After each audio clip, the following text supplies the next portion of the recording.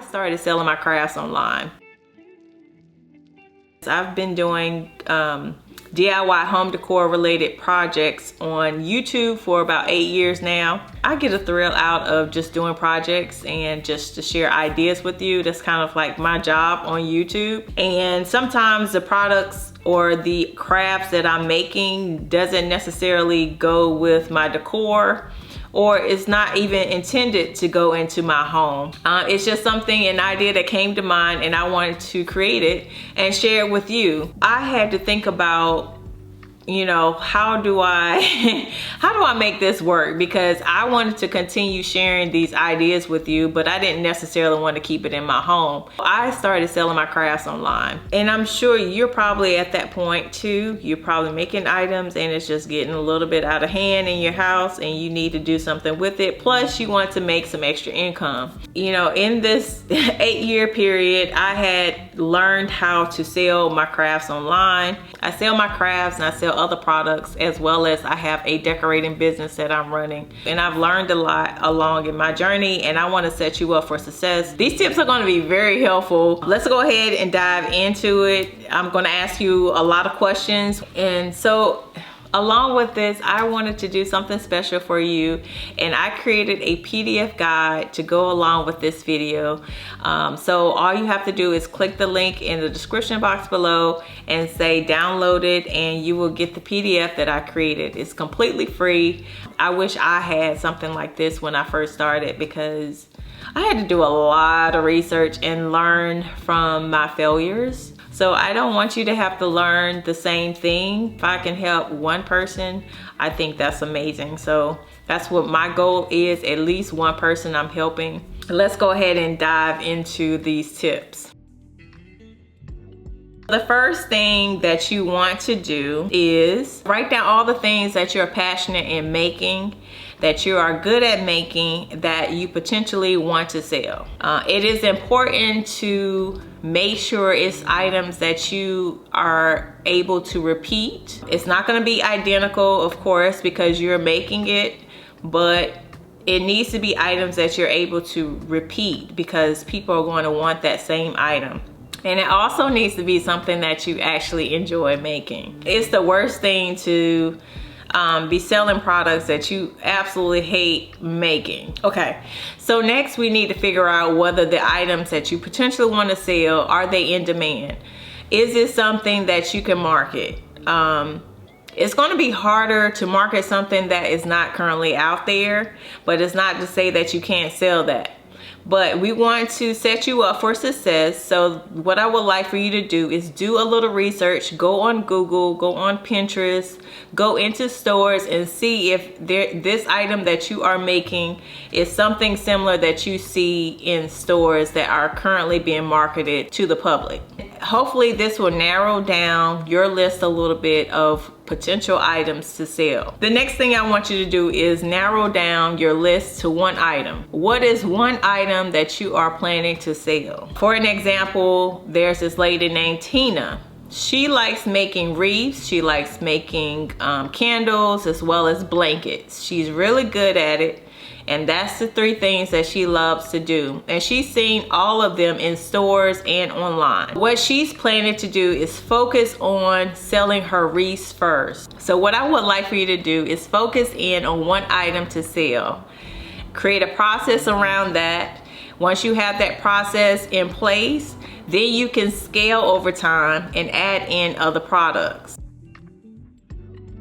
So after you do that, we need to focus on who is going to buy the item that you're going to sell. So who is your target audience? Who is that person that is going to absolutely love and want and purchase the item that you are selling? We need to figure out who that person is to the T. That's going to dictate how you move and how you plan on selling your product. For example, Tina, she's going to sell wreaths. So her target market is probably a lady who is between 45 to 50 years old. She has a big family. She has 3 kids and a dog. She has a husband, and her kids are probably in their teenage years. And she's a stay-at-home mom. and she really loves decorating her home. She wants to make her home cozy and just beautiful for them to come home to. She enjoys changing out her wreaths over time. So she likes seasonal wreaths. She likes the fall, the spring, Halloween, Christmas. She loves changing out her decor over time. She loves shopping Hobby Lobby online. She looks at Facebook for, giggles, looks at those reels, videos that make you laugh. I'm asking you to take some time to think about who would be the person that would love to purchase the product that you are going to sell. So maybe you have friends or family that have requested you to make specific items. Write down their characteristics. So you have to be very clear in who is that person that is going to buy the item that you're selling. All right, so now that you have your target audience, you know who the person is that's going to absolutely love your product. The next thing that you want to figure out is, how is the product that you're selling going to benefit your target audience? How is it going to benefit the client? How is it going to solve the problems of the client? Just figure out what are the benefits of the product that you are trying to sell. These questions that I'm asking you are going to take time, so don't feel like you have to answer that question quickly. Believe me, it takes it's going to take some thought in figuring out what that is, and kudos to you if you're able to figure out that quickly, but we want to make sure we do this right, so please take your time with it. Okay, so now that you have discovered how your product is beneficial to your audience, so the next step is to figure out where your client is shopping. How can you get that product in front of them? Is it online or is it in person? There are several places in which people shop. A lot of people are shopping online lately. It's just easier that way, but there are still people who will get out there and they like going to thrift stores, they like going to consignment stores, flea markets, they may go on Amazon, they go on Etsy, they go on Pinterest a lot. All right, so the question is, where should you place your product so you can get it in front of your target market?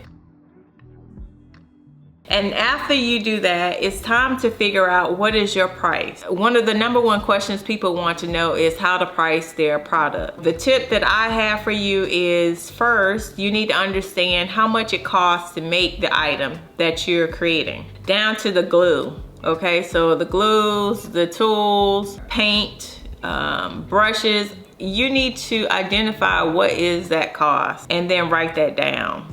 That's your baseline. And I'm sure you probably want to make a profit, right? Once you come up with your baseline, the next step is to see how much your competition is charging for that same item, right? You don't want to be the most expensive and you don't want to be the lowest, because people associate, when you have a very low cost, that means that the quality of the product is not that great, which it could be, right? You're just trying to save them some money, but they don't see it like that.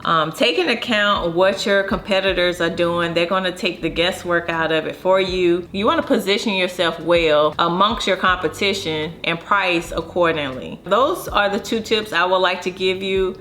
I know that people also say to give yourself an hourly rate. So how much you charge by the amount of hours you spend, and then add in the cost of materials, should get you to your baseline rate of how much you should charge for that product. People are probably like, well, how do I charge, or how do I figure out what the hourly rate is? From what I've learned is based on your experience. It's just like a job. Usually you're not going to charge a whole lot if you are just learning how to do something, as opposed to, are you expert? Are you in demand? These people are charging a higher hourly rate. I do find that it's kind of people underestimate themselves.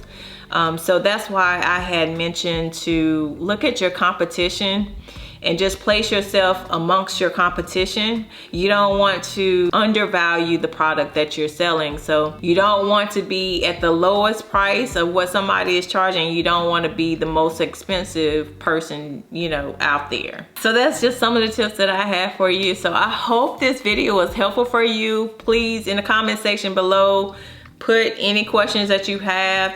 topics that you would like for me to cover. I would love to do a video series on this topic. Maybe we talk about different tools that you could use and I can kind of help you navigate that. Be sure to get your free guide.